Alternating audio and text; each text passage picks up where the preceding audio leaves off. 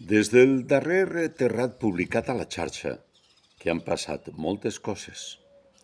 L'estiu no ha donat treva ni a la guerra d'Ucraïna, ni a la massacre perpetrada per Israel contra els habitants de Gaza, però tampoc no han parat cap de les conflagracions existents, més de 40, arreu del planeta, durant aquesta època en què sembla que tot s'atura.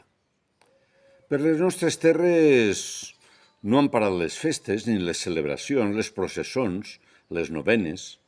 Continuem amb la nostra excèntrica mania de cremar pólvora davant de Cristos, recristos i contracristos, sense que ningú pose cap impediment.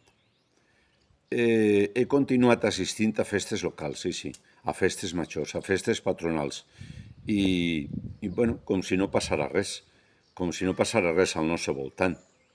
Ens han retransmès baixades i entrades de moros i cristians, sense tenir en compte la gran distòpia que això suposa 700 anys de les hipotètiques batalles guanyades.